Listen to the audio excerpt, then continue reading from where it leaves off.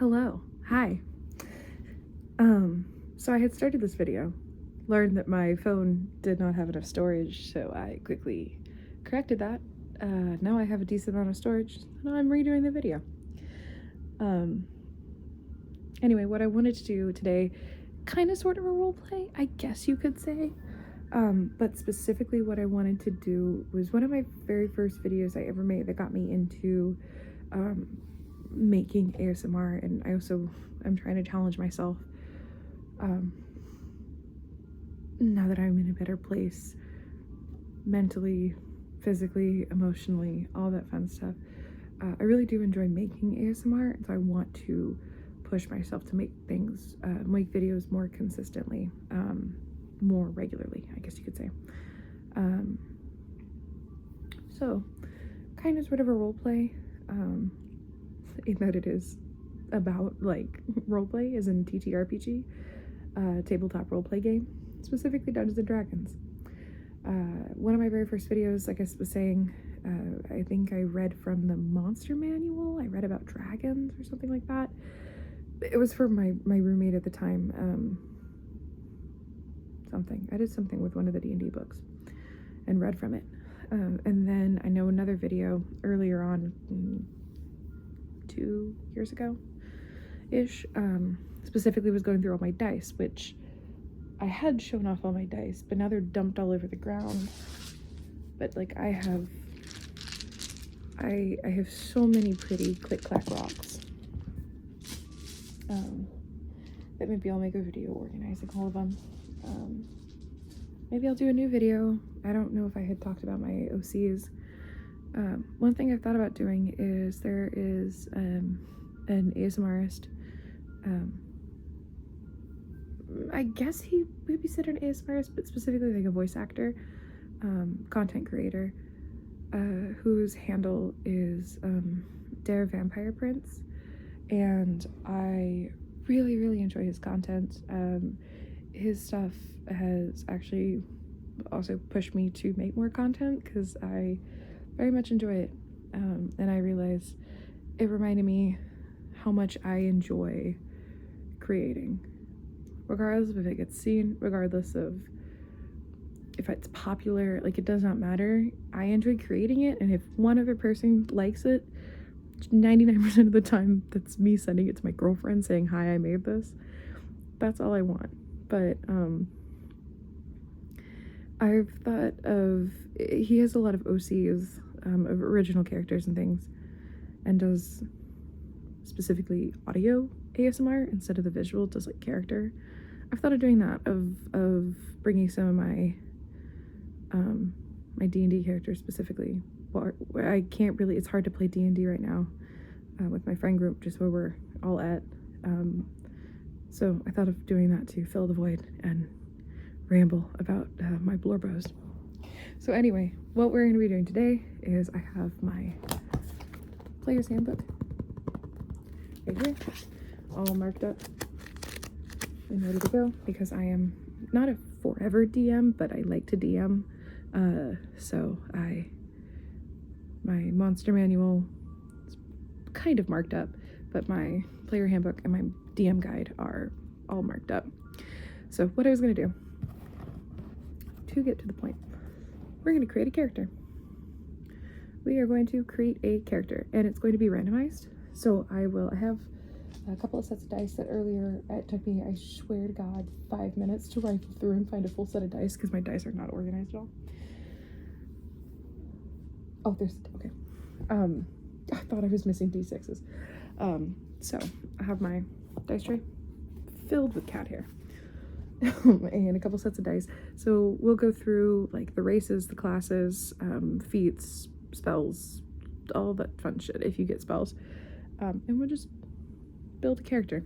I think what I was doing before I was so rudely cut off, was there's a little, like, so just to show dwarf, there's a little bitty paragraph right here in between. There's like a big quote from some, almost said from some famous person, from the author. Oh no!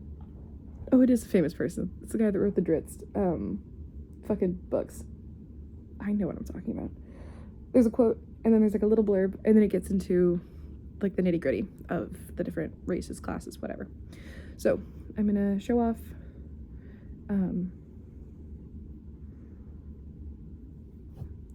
the race. Read the little blurb. We'll continue. There are 9 different. I'm just going off of the player's handbook. I'm not gonna do any kind of like Xanathar's guide, Tasha's, well, all that stuff, all the extra content with more classes like Genasi and Tabaxi and things like that. I'm just going make it simple, and I don't have to flip through a bunch of different books. Just going off of the player's handbook. Also, when we get to it, doing stats, strength, dex, constitution, all that fun stuff. Whether you play D&D or not, I'll explain them. I'll go through it the best I can. Whatever. But I do roll 4d6, take the top 3. I've seen in apps specifically, is really the only time I've seen this, is doing point buy. I've seen people do roll 3 and that's what you get. I've seen people do roll 5, take the top 3, which to me that gives you too much of an opportunity for a Mary Sue. So we will begin. Like I said, go through the races first. We have dwarf to start. Kingdoms rich in ancient grandeur, halls carved into the roots of mountains and echoing, and fuck, I did this before. Kingdoms rich in ancient grandeur, halls carved into the roots of mountains, the echoing of picks and hammers in deep mines and blazing forges, a commitment to a clan and tradition, and a burning hatred of goblins and orcs. These common threads unite all dwarves. And then you have elf. I like that it has elf, and then, because I don't think elf traits. Oh yeah, there it is. High elf. Okay, so you can't pick drow in this one. I couldn't remember if drow was like an extended, like a Tasha's thing or whatever. Because I thought it was funny that they have elf and yet they have a drow on the front. It doesn't let you pick drow. Anyway, you can pick drow. So elf. Elves are magical people of otherworldly grace, living in the world but not entirely part of it. They live in places of ethereal beauty, in the midst of ancient forests, or in silvery spires glittering with fairy light, where soft music drifts through the air and gentle fragrances waft on the breeze. Elves love nature and magic, art and artistry, music and poetry, and the good things of the world. Unless you're a drow, in which you want to become a spider so badly.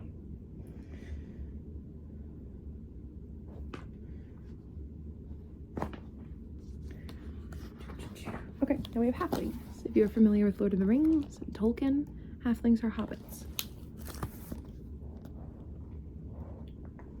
The comforts of home are the goals of most halflings' lives. A place to settle in peace and quiet, far from the marauding monsters and clashing armies.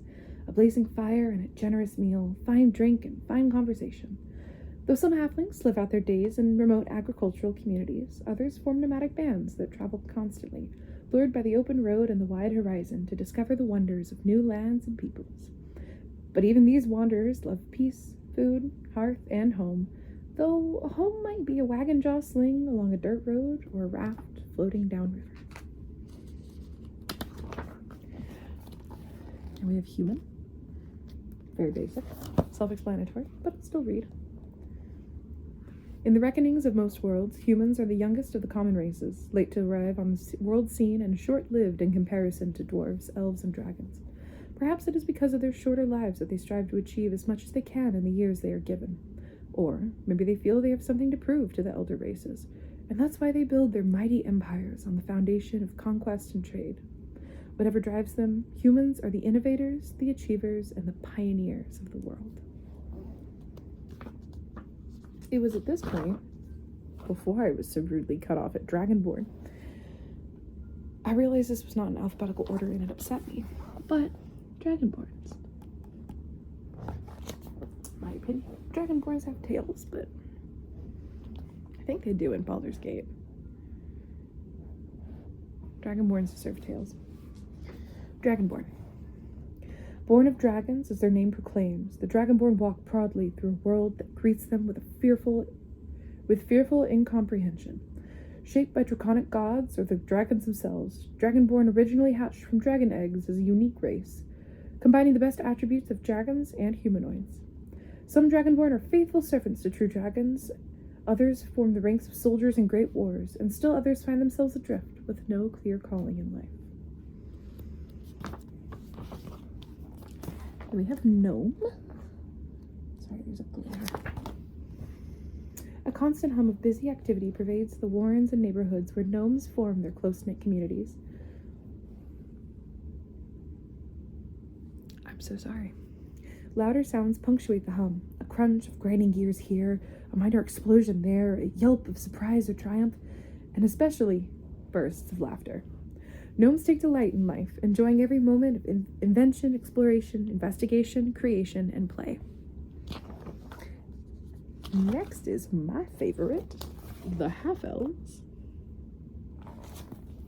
which half-elves are very special to me because it was my very first D&D character, Varys. He's a half-elf life cleric, because I really liked half-elves, and I stay being the healer. Oh, this is a big chunk of text. Walking in two worlds, but truly belonging to neither. Half-elves combine what some say are the best qualities of their elf and human parents. Human curiosity, inventiveness, and ambition, tempered by the refined senses, love of nature, and artistic tastes of the elves. Some half-elves live among humans, set apart by their emotional and physical differences, watching friends and loved ones age while time barely touches them. Others live with the elves, growing restless as they reach adulthood in the timeless elven realms, while their peers continue to live as children. Many half-elves, unable to fit into either society, choose lives of solitary wandering or join in with other misfits and outcasts in the adventuring life. Now we have half-orc. Whether united under the leadership of a mighty warlock or having fought to a standstill after years of conflict, orc and human tribes sometimes form alliances, joining forces into a larger horde to the terror of civilized lands nearby. When these alliances are sealed by marriages, half-orcs are born. Some half-orcs rise to become proud chiefs of orc tribes, their human blood giving them an edge over their full-blooded orc rivals. Sorry, that sentence wasn't done.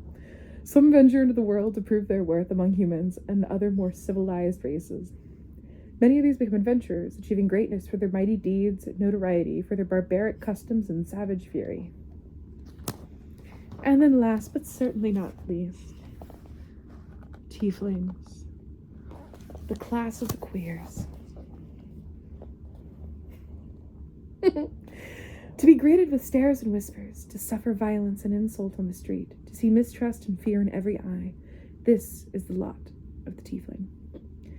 And to twist the knife, tieflings know that it is because of a pact struck generations ago, infused with the essence of Asmodeus, overlord of the Nine Hells, into their bloodline. Their appearance and nature are not their fault, but the result of an ancient sin for which they are their children and their children's children, for which they and their children and their children's children will always be held accountable. So, those are the 9 races. I'm going to take a D10 and roll it. If I get which D10, if you did not know, D means dice, 10-sided dice. So D20, which is the one most commonly used in D&D, would be 20-sided dice, D6, 6-sided, D4, so on and so forth. So we'll take a 10-sided die, and typically there are 2 in a set of dice. You have the ones, and then you have the 10s, if you can kind of see it. So this one is 20 through, I guess, 10. Because one of them is 00. Oh, no. Oh, no, the 00 is 100. 10 through 100, technically, 90, whatever. And this one's 1 through 10. Shell.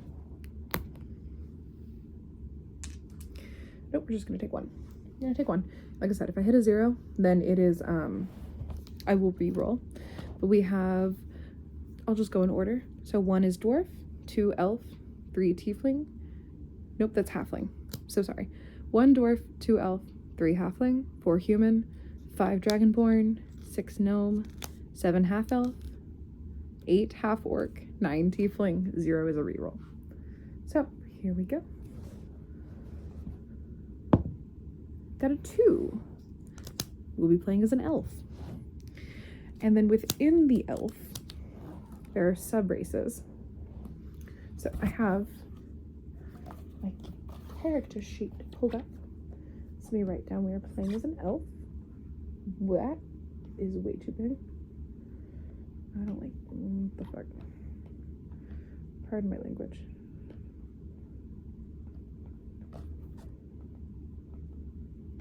I have to find a pen that I like. Oh, that works. Okay. We're playing as an elf. So,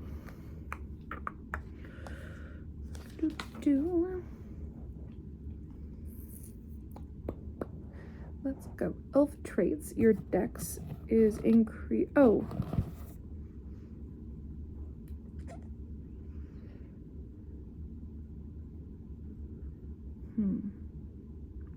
I'll just write it down. So your dex, so elf traits. So each race has different traits for building and fleshing out your character.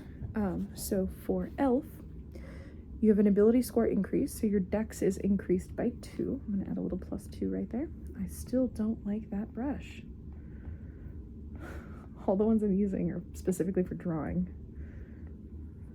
Oh, it'd probably help if I was on a different, there we go. +2. Age, although elves reach physical maturity at about the same age as humans. I'm gonna burp again, I'm so sorry. I ate like 20 minutes before this video. The elven understanding of adulthood goes beyond physical growth to encompass worldly experience. An elf typically claims adulthood and an adult name around the age of 100 and can live to be about 750 years old.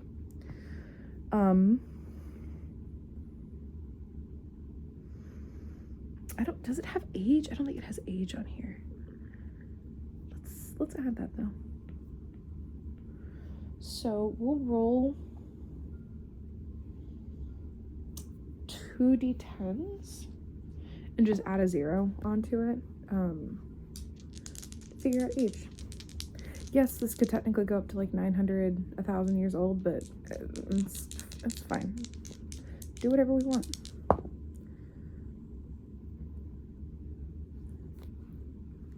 I'm not kidding. I rolled a 40 and a 2. 420 years old. Going strong. Our elf is 420. Awesome. Perfect. All right, so alignment. Elves love freedom, variety, and self-expression, so they lean strongly towards the gentler aspects of chaos. So your alignment, there's like a chart. Think of like a 3x3 chart. So there's lawful, neutral, chaotic, and then there's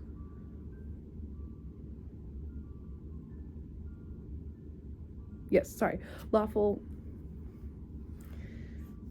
I need to make sure I do this right. Lawful, neutral, chaotic, and then it's good. That's right. Neutral, evil.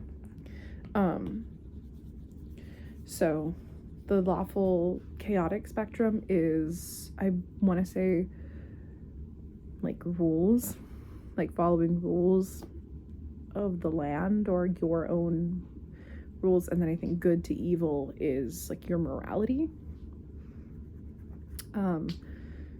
So like lawful good would be your goody-goody, don't break a rule, help everybody. Chaotic neutral is what a lot of D&D people play. Chaotic neutral or chaotic good, because it's very fun to be a little crazy. Chaotic evil would be like you are a piece of work. So let's do let's roll for it. So we'll do nope. We'll do a D4. Which D4 is this one? It's a little triangle. We'll do a let's see, lawful, nope, lawful, neutral, chaotic, and then you have good, neutral, evil. We will roll a d4. If I get a, so we'll do the lawful spectrum first. 1, 2, 3, lawful, neutral, chaotic. 4 is a reroll. It's a 1, so I got way too excited, apparently. Whoopsie. Oh, shit. Where did it go? Oh, there it is. Okay. So we are lawful. And then same thing, good is 1, neutral 2, evil 3. 4 is a reroll. 3. Interesting. We have a lawful evil elf who's 420. That's amazing. Oh, this is good. I'm gonna have to turn this into like an actual character. This is some good shit. Okay. Size, elves range from under 5 foot to over 6 feet tall and have slender builds. Your size is medium, which if you play, which there's a lot of things that factors into. Usually build medium just means like brain too scrambled. It's just ignore that. Speed, your base walking speed is 30 feet, which is like if you had a mat, each square is 5 feet. So like for your size medium, you would take up a single square 30 feet. Every square is 5 feet, so you can move just using your regular action during combat. You can move 6 squares just as a base. And then dark vision. Let me write that down, even though that's like every fucking one has dark vision. Accustomed to twilight? Interesting. Twilight forests in the night sky, you have superior vision in dark and dim conditions. You can see dim light within 60 feet of you as if it were bright light, and darkness as if it were dim light. You can't discern color in darkness, only shades of gray. Keen senses, you have proficiency in the perception skill, which perception is you're walking through the woods, just want to take a quick scan of the area and see if anything looks weird. Fey ancestry, you have advantage on saving throws against being charmed, and magic cannot put you to sleep. Trance, elves don't need to sleep, instead they meditate deeply, remaining semi-conscious for 4 hours a day. The common word for such meditation is trance. While meditating, you can dream after a fashion. Such dreams are actually mental exercises that have become reflexive through the years of practice. After resting in this way, you gain the same benefit that a human does for 8 hours of sleep. Hours? Interesting. So yeah, that's a fun thing to play, like elven characters. I think there's like 1 or 2 other races that might have something similar. It's really fun if you have like 2 elves in the party, because it's like, oh my god, everyone can sleep. Everyone gets a normal amount of sleep because we just have the 2 elves back and forth.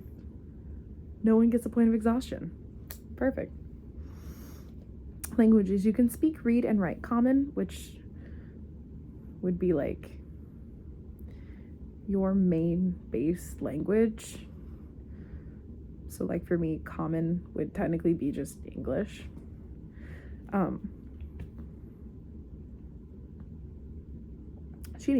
You can speak, read, and write Common and Elvish. Elvish is fluid with subtle annotations and intricate grammar.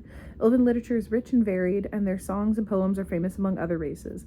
Many bards learn their language so they can add Elvish ballads to their repertoires. And then subrace, which is we're about to go into. Ancient divides among elven people resulted in 3 main subraces: high elves, wood elves, and dark elves, the drow, who are commonly called drow. Choose one of these subraces. In some worlds, these subraces are divided still further, such as sun elves, moon elves, the Forgotten Realms, blah, blah, blah, blah, blah, but we're just going to do those 3. So, high elf, wood elf, drow. High elf is typically what you would normally think of, like an elf, majestic, highfalutin, kind of stick up their ass, that kind of stuff. Wood elves are typically going to be more of a forest elf sort of thing, so more aligned with like druids, rangers, things like that nature. Dark elves or the drow come from the Underdark, which is essentially a whole world under Faerun. Is Faerun? I'm losing my mind.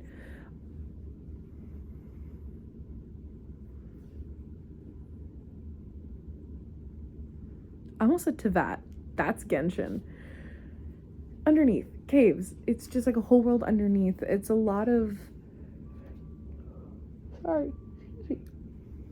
dark things, a lot of evil, terrifying things. High elves and wood elves are typically, they look more normal, so essentially they'd look like human with pointy ears. Drow specifically have very, very dark skin, in shades of like grays, purples, charcoals, that kind of stuff. Maybe like a bit of blue. Typically, not all the time, but typically with more like white hair than like red or purple eyes. They creepy, and I enjoy them a lot. So same as before, take a d4. We shall roll. So 1 is high elf, 2 is wood elf, 3 is drow, 4 is a reroll. I really want a drow. 2, wood elf. Interesting. Okay. Race, elf. Wood, elf. Okay. So wood elf. As a wood elf, you have keen senses and intuition, and your fleet feet carry you quickly and stealthily through your native forests. This category includes the wild elves, Grugach, I think is how it's pronounced, of Greyhawk, and the oh god bless it, Kagonesti of Dragonlance, as well as the races called wood elves in Greyhawk and the Forgotten Realms in Faerun. Wood elves, also called wild elves, green elves, or forest elves, are reclusive and distrusting of non-elves. Wood elves' skin tend to be copperish in hue, sometimes with traces of green. Their hair tends towards browns and blacks, but is occasionally blonde or copper-colored. Their eyes are green, brown, or hazel. You can do whatever the hell you want with your character. Tieflings aren't supposed to be, they're supposed to be flesh-colored and red. Molly, Mock, and Jester are certainly not. Who cares? Have fun. So you get an ability score increase, so your wisdom is increased by 1. Elf weapon training. You have proficiency with the long sword, short bow, and longbow. Damn. Fleet of foot. Your base walking speed has increased to 35 feet. So let's fix that. So you can go 7 squares. Mask of the Wild. You can attempt to hide even when you are only lightly obscured by foliage, heavy rain, falling snow, mist, and other natural phenomena. Interesting. All right. Now, into the classes. There's a lot more, and I actually think these are in alphabetical order, but the others are not. There is 1, 2, 3, 4, 5, 6, 7, 8, 9, 10, 11, 12. Right? Yes? That's backgrounds. Okay. We can use a D12. So, let's see. Is there a little snippet? That's a lot. Are all of these really long?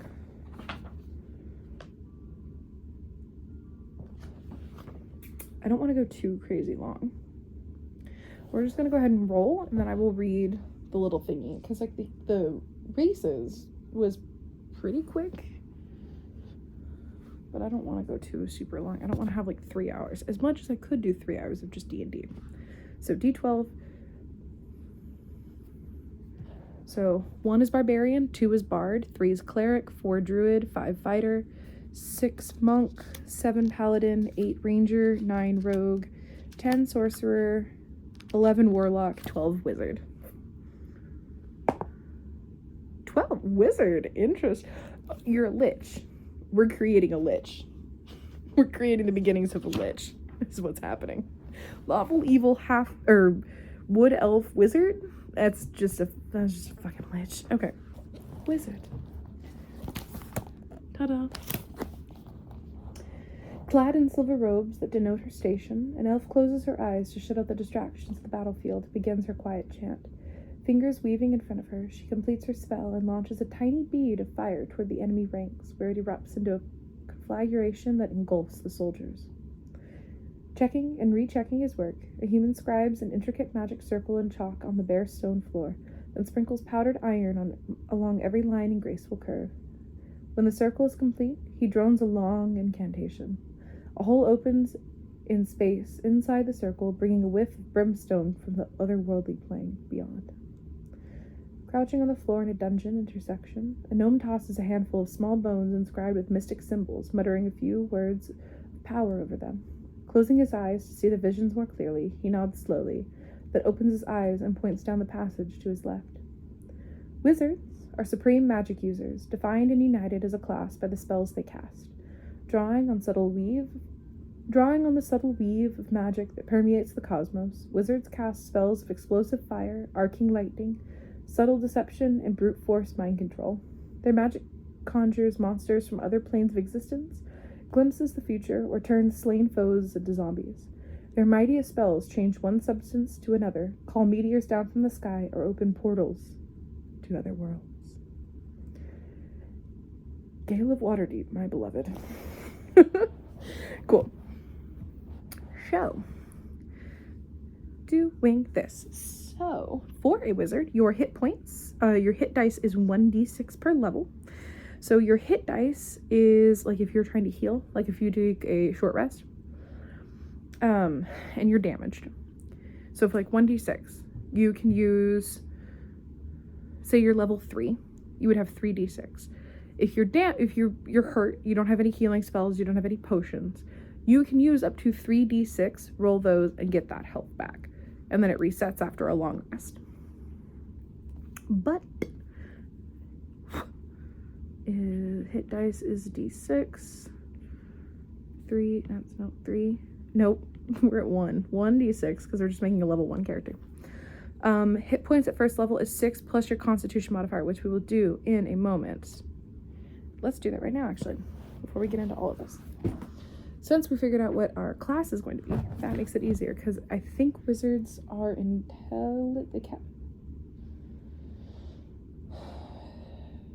right? Wizards cast from intelligence.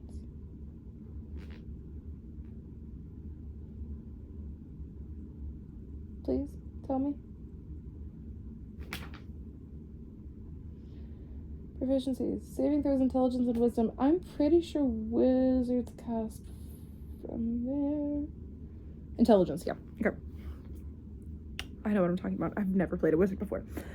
So, like I said, we will do the thingy of 4d6. Take the top 3. Where are my d6? This 1, 2, 3. Where's the, oh shit, where's the 4th one? Help. I'm losing my page. Oh, that's fine. Okay. This is over 30 minutes. It's fine.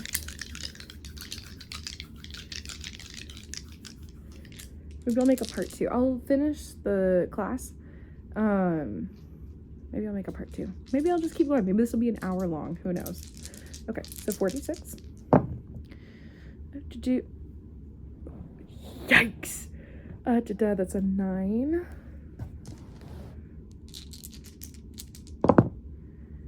It's another 9. Oh no. That's a better. That's a 15. And we have 6. So we have 6 stats. So you have strength, which physical strength, dexterity, which is how nimble you are.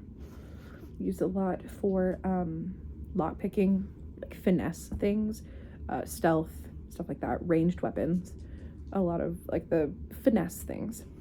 Constitution, which is how hardy you are. So like if you drank a bottle of poison, how well can you resist it? Intelligence is book smarts, wisdom is street smarts, and charisma is your charm. Wizards, I've rolled 3 9s. God forbid.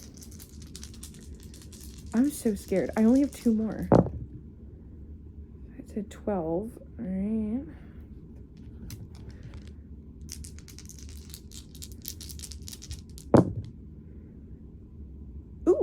a 16. Damn. Okay.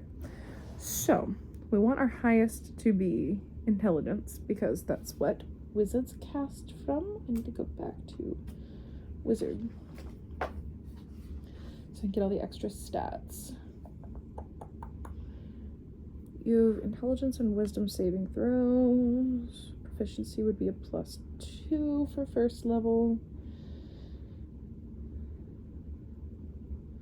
And hit points plus your... Okay, let's do whatever.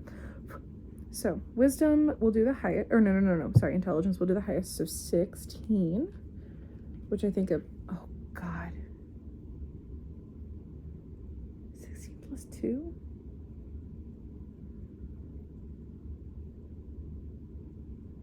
Because I think it goes up on the evens. I think 16 is +2 because it's 10, 11 is 0, 12, 13, 1, 14, 15, 2, 16, 17, then 3?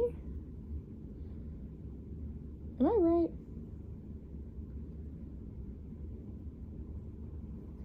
Yes. +3. Okay. Because a 9 is a -1. Okay. Let's do Constitution, because Jesus Christ, wizards are glass cannons. So we'll do the 15, which is a +2. Let's do 12. Let's put 12 in, just for fun, let's put 12 in charisma, which is a +1. And then we'll do 9 for the rest of them. So 9 strength, which is -1. Dexterity, we had a +2 from a racial feat. So it would be an 11, which is a +0.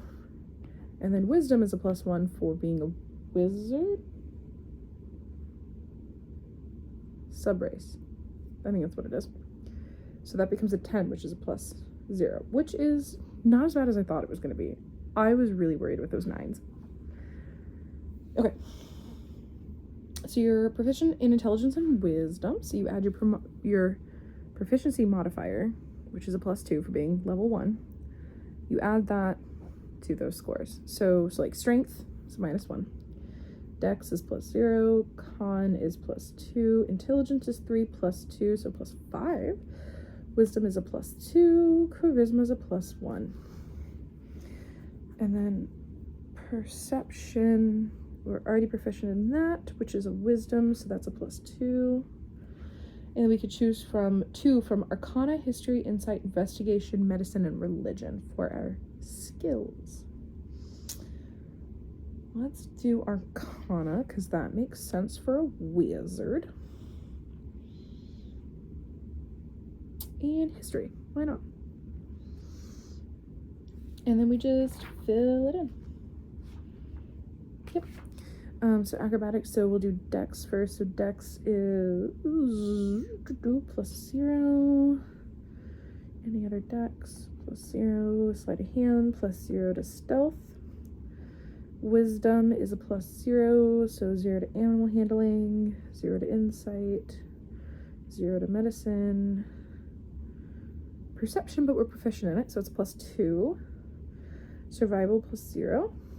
Intelligence, which is a +3. For Arcana, we're proficient in it, so it's +5. Do history, also proficient in it, so +5. Investigation +2. Nature +2. Religion +2.